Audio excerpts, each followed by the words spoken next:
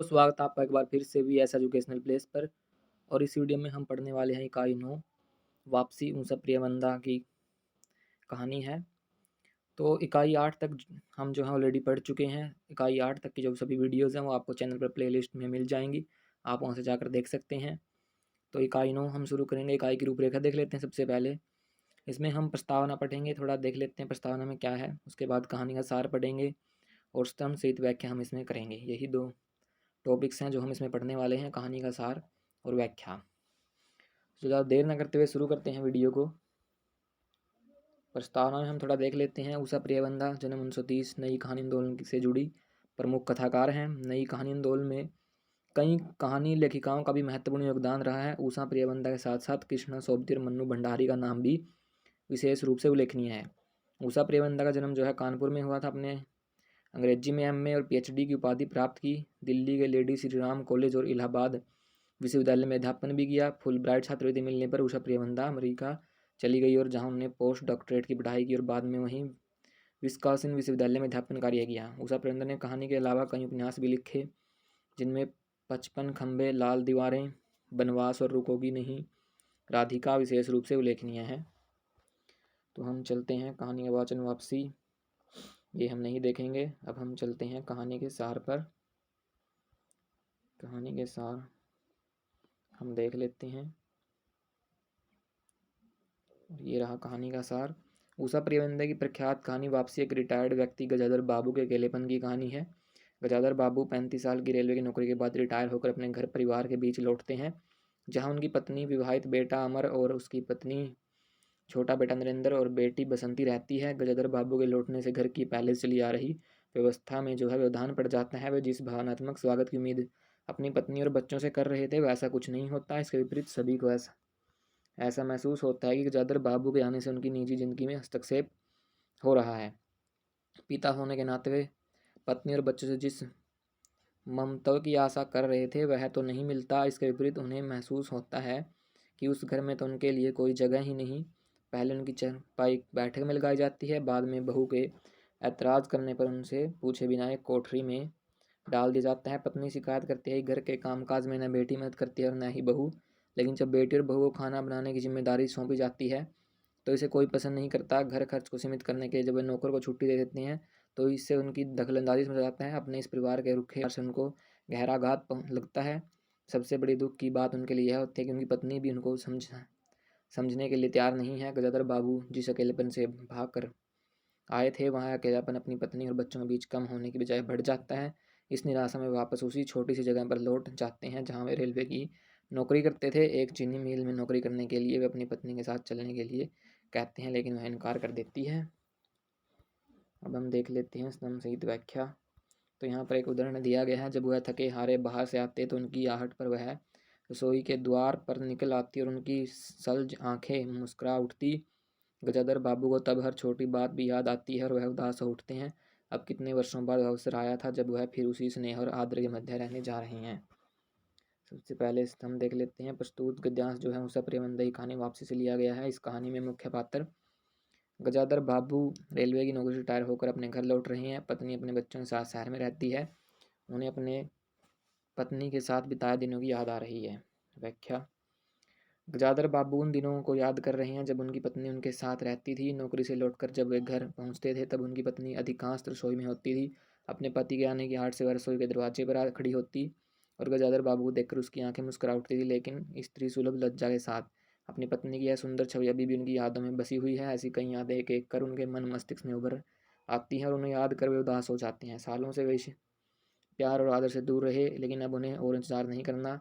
अपने जीवन के इस अभाव से शीघ्र ही मुक्त हो जाएंगे और अपनी पत्नी और बच्चों के बीच लौट जाएंगे। इन प्रेम से भरी यादें ही उन्हें जल्दी से जल्दी घर पहुंचाने के प्रेरित करती हैं। विशेष इसमें सहज और संवेदनशील भाषा जिसमें किसी तरह की नाटकीयता नहीं है। उदाहरण 2 दिया गया है। तो काफ़ी आसान भाषा है, तो आप इनका जो है आसानी से व्याख्या कर सकते हैं। अब हम सारांश पर आ चुके हैं। इस तरह हमारी इकाई जो है 9 पूरी हो चुकी है। अब हम देखेंगे इकाई 10 वापसी की कथा वस्तु और मूल्यांकन। इकाई 10 को भी हम इसी वीडियो में पढ़ेंगे। तो जो वापसी कहानी है उस प्रियवंदा की, उसकी कथा वस्तु का हम जो हम मूल्यांकन करेंगे। सबसे पहले कहानी कथा वस्तु देखेंगे, जो चरित्र हैं उनका चित्रण देखेंगे, परिवेश और संरचना शिल्प में शैली और भाषा कैसी है ये हम देखेंगे। तो चलिए शुरू करते हैं।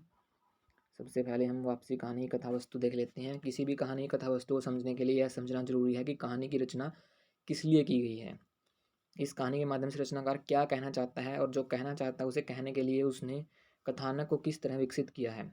इस दृष्टि से विचार करने पर वापसी कहानी के केंद्रीय भाव को समझना होगा। ऊषा प्रियबंदा की वापसी एक सेवानिवृत्त रेलवे कार्मिक गजाधर बाबू की कहानी है। कहाँ बात का उल्लेख नहीं है कि गजाधर बाबू रेलवे में किस पद पर थे और किस तरह का काम करते थे, लेकिन कहानी बताया गया है कि उनकी पोस्टिंग आमतौर पर छोटे स्टेशनों पर होती थी। इससे ऐसा प्रतीत होता है कि वे स्टेशन मास्टर पद पर कार्य करते होंगे। स्टेशन मास्टर पद ऐसा है जिसमें रेलवे कर्मी को छोटे छोटे स्टेशनों पर ड्यूटी देनी होती है। गजाधर बाबू रेल विभाग में 35 साल तक नौकरी करने के बाद अपने घर लौट रहे हैं। उनकी नौकरी इस तरह की है कि उन्हें रेलवे के छोटे छोटे स्टेशनों पर रहना पड़ता है। उन छोटी जगहों पर वे अपने बच्चों की पढ़ाई का उचित प्रबंध नहीं कर सकते और न ही वे अपनी पत्नी और बच्चों को अन्य सुविधाएं प्रदान कर सकते। यही सोचकर उन्होंने शहर में एक मकान बनवा लिया था जहाँ उनकी पत्नी और अपने बच्चों के साथ रहती थी। गजाधर बाबू के कुल 4 बच्चे हैं, 2 बेटे 2 बेटियाँ। एक बेटी और एक बेटे की शादी हो चुकी है। बेटी शादी के बाद ससुराल चली गई, लेकिन बेटा उसी मकान में अपनी माँ, पत्नी और छोटे भाई और बहन के साथ रह रहा था। छोटे भाई बहन जो है अभी पढ़ रहे हैं। गजाधर बाबू लौटकर इसी अपने घर परिवार में आते हैं। उनमें घर लौटने की खुशी है, अपनी पत्नी का साथ दोबारा पाने की इच्छा है, जिनके साथ बिताए गए सुखद अनुभव उनकी यादों में बसे हैं। पत्नी की सुंदर और स्नेह भरी छवि उनकी स्मृति में बनी हुई है। लंबे काल तक अपनी पत्नी और बच्चों से अलग और अकेले रहने से उन्हें मुक्ति मिलने वाली है, इस बात ने उन्हें खुशी से भर दिया है। हालांकि उनके मन में इस बात का विषाद भी है कि इतने सालों जिस संसार में रहे हुए उनसे छूट रहा है। यहाँ उन्हें आदर भी मिला और स्नेह भी मिला, लेकिन जहाँ वे जा रहे हैं वह उनका अपना घर संसार है। गजाधर बाबू के उस समय की मानसिकता को कहानीकार इन शब्दों में व्यक्त करता है। गजाधर बाबू खुश थे, बहुत खुश। 35 साल की नौकरी के बाद वह रिटायर होकर जा रहे थे। इन वर्षों में अधिकांश समय उन्होंने अकेले रहकर काटा। उन अकेले क्षण उन्होंने इसी समय कल्पना की जब वह अपने परिवार के साथ रह सकेंगे। कहानी का केंद्रीय मुद्दा यह है कि घर पहुंचने पर क्या उन्हें वही संसार मिलता है जो उनकी यादों में बसा था और जिसके मिलने की उन्होंने उम्मीद की थी। तो ये कहानी की कथा वस्तु हो गई। इतना ही आपने लिखना। अगर आता है कि कहानी कथा वस्तु लिखिए तो आपको इतना ही लिखना है, इससे ज़्यादा आपको नहीं लिखना। अब हम चरित्र चित्रण देख लेते हैं। वापसी कहानी जो है गजाधर बाबू को केंद्र में रखकर लिखी गई है, इसलिए कहानी में मुख्य चरित्र भी वही है और उन्हीं का चित्र सबसे अधिक मुख्य होकर सामने आता है। तो गजाधर बाबू का चरित्र हम देख लेते हैं। गजाधर बाबू को इस कहानी केंद्रीय पात्र या नायक कहा जा सकता है। पूरी कहानी उन्हीं के इर्द गिर्द घूमती है। गजाधर बाबू पर केंद्रित होने के बावजूद इसे चरित्र प्रधान कहानी कहना उचित नहीं है, क्योंकि कहानी का मकसद गजाधर बाबू के चरित्र को उभारना नहीं है, बल्कि उनके माध्यम से परिवार में वृद्ध लोगों की बदलती स्थिति को दर्शाना है। गजाधर बाबू वैसे तो घर के मुखिया हैं और परंपरागत दृष्टि से देखने पर उनकी इच्छा और आदेश ही पूरे परिवार के लिए सर्वमान्य होने चाहिए। वह इसका प्रयत्न भी करते हैं कि घर के सभी सदस्यों के कहे अनुसार चलें, लेकिन ऐसा होता नहीं। उनके इस आदेश देने की कोशिशों को घर के जो दूसरे सदस्य हैं वो बहुत पसंद नहीं करते, बल्कि अपने ढंग से उसका विरोध भी करते हैं। यही नहीं, उनका घर में मौजूद रहना भी शेष सदस्यों को अखरने लगता है। कहानी यह स्पष्ट नहीं करती कि पत्नी और बच्चों का बदला हुआ व्यवहार किस वजह से है, अपने परिवार से दूर रहने के कारण या परिवार के बदलते ढांचे के कारण। इसका अर्थ यह नहीं लिखा जाना चाहिए कि गजाधर बाबू कठोर प्रवृत्ति के व्यक्ति हैं। वे सहृदय और संवेदनशील व्यक्ति हैं। अपने घर परिवार सदस्यों के प्रति ही नहीं, उनके संपर्क में आने वाले दूसरों लोगों के प्रति भी वे स्नेह का भाव रखते हैं। गणेश जी का उदाहरण हमारे सामने है, जिसको वे बहुत ही प्रेम से याद करते हैं। अपनी पत्नी के प्रति भी उनके मन में गहरा लगाव है और नौकरी से रिटायर होने के बाद जल्दी से जल्दी घर पहुंचने की इच्छा के पीछे अपनी पत्नी के प्रति उनका यह लगाव भी है। पत्नी को लेकर कई मधुर स्मृतियां उनके मन में बसी हुई हैं। अपने बच्चों के प्रति भी स्नेह भाव उनके मन में है। तो एक गजाधर बाबू का चरित्र है जो आप देख सकते हैं। अगर आता है तो आपको इतना ही लिखना है, इससे ज़्यादा आपको नहीं लिखना। कहानी का परिवेश हम यहाँ पर देख लेते हैं थोड़ा सा। वापसी कहानी का परिवेश मध्य वर्ग का है। कहानी के प्रसंग में मुख्य रूप से स्थानों पर घटित होते हैं। कहानी का आरंभ इस छोटे से रेलवे स्टेशन पर जहां गजाधर बाबू नौकरी करते हैं और एक छोटे से सरकारी घर में रहते हैं।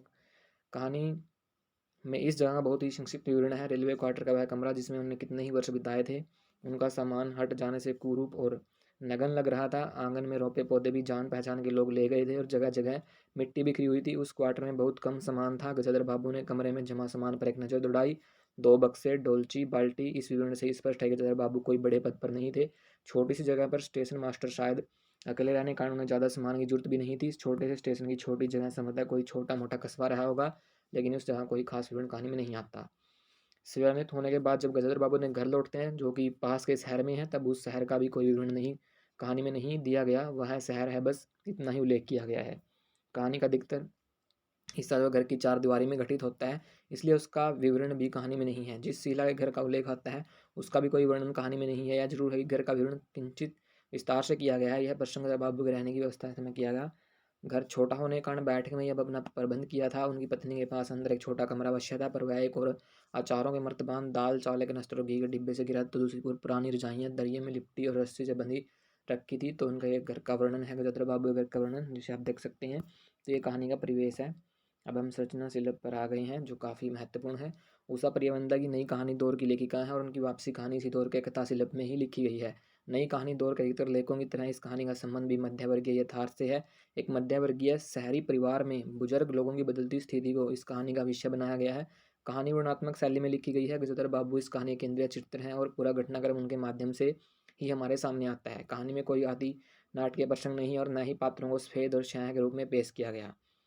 तो शैली देख लेते हैं। कहानी को यथार्थवादी शैली में लिखा गया है। कहानी धीरे धीरे विकसित होती है। रेलवे स्टेशन मास्टर गदाधर बाबू श्रेणित होकर अपने घर जा रहे हैं। उनका छोटा में रहता है, जहाँ उन्हें एक घर बनवा रखा है। घर जाने की प्रसन्नता और उत्सुकता उन कहानी के पहले ही से व्यक्त होती है। अपनी पत्नी के साथ गुजारे दिन उन्हें याद आते हैं, लेकिन उन हल्का सा अवसाद भी है। नौकरी में जो आदर और प्रेम मिला, उसकी स्मृतियाँ उनके साथ हैं। कहानी का दूसरा और विस्तृत हिस्सा वह है जब अपने परिवार के साथ रहने लगते हैं। यही कहानी का मुख्य क्लेवर है। उन्हें उम्मीद थी कि जिस तरह अपने परिवार के साथ रहने की सुखद कल्पना उनके मन में है, वह उनके परिवार के सदस्यों को भी होगी, लेकिन ऐसा नहीं होता। इसके विपरीत उन्हें घर में एक अवांछित अतिथि की तरह लिया जाता है।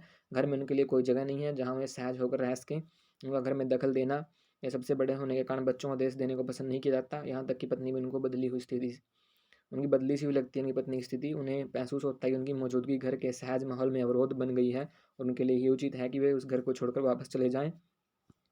छोटे छोटे प्रसंग कहानी में इसलिए लाए गए हैं ताकि गजाधर बाबू की बदली मन स्थिति को समझा जा सके और उनकी निजी पीड़ा के साथ पाठक तादात्म्य कर सकें। ये सभी प्रसंग ऐसे हैं जो मध्यवर्गीय परिवारों में आमतौर पर देखे जा सकते हैं। कहानी का पूरा ताना बाना सामान्य प्रसंगों में बुना गया है, लेकिन पूरी कहानी की परिणति मध्यवर्गीय परिवार में हो रहे बदलाव को बहुत ही तीखे और संवेदनशील ढंग से उभारती है। इस कहानी के शिल्प की यही विशेषता है। भाषा और संवाद देख लेते हैं। शिल्प की तरह कहानी की भाषा भी यथार्थपरक है। पूरी कहानी बहुत ही सदी हुई भाषा में लिखी गई है।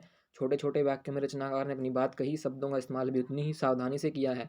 प्रत्येक बात को इस तरह कहा गया है कि उसके पीछे की भावना का भी पाठक को बोध हो। कहानी की आरंभिक पंक्तियां इन विशेषताओं को प्रकट कर देती हैं। गजाधर बाबू ने कमरे में जमा सामान फेंकने जो लाई, दो बक्से, डोलची, बाल्टी, डिब्बा कैसा है? गणेश ने पूछा। गणेश बिस्तर बांधता हुआ कुछ गर्व, कुछ दुख, कुछ लज्जा से बोला। घर वाले ने साथ तो कुछ बेसन के लड्डू रख दिए हैं। कहा बाबूजी को पसंद है। अब कहाँ हम गरीब लोग आपकी कुछ खातिर कर पाएंगे? घर जाने की खुशी में गजाधर बाबू ने एक विषाद अनुभव किया, जैसे एक परिचित स्नेही आदर में सहज संसार से उनका नाता टूट रहा था। कहानी का यह पहला परिच्छेद जो छोटे छोटे वाक्यों से निर्मित हुआ, बहुत कुछ कह जाता है। घर जाने के लिए अपना सामान समेटते गजाधर बाबू है चित्र है। उनके इस काम में उनका नौकर गणेशी मदद कर रहा है। गणेशी और गजाधर बाबू में संक्षिप्त सी बात होती है। एक डिब्बे को देखकर गजाधर बाबू अपनी जिज्ञासा प्रकट करते हैं। डिब्बा कैसा है? गणेशी जो बिस्तर बांधने में व्यवस्था सूचित करता है कि उसकी घरवाले ने गजाधर बाबू के लिए बेसन के लड्डू भेजे हैं।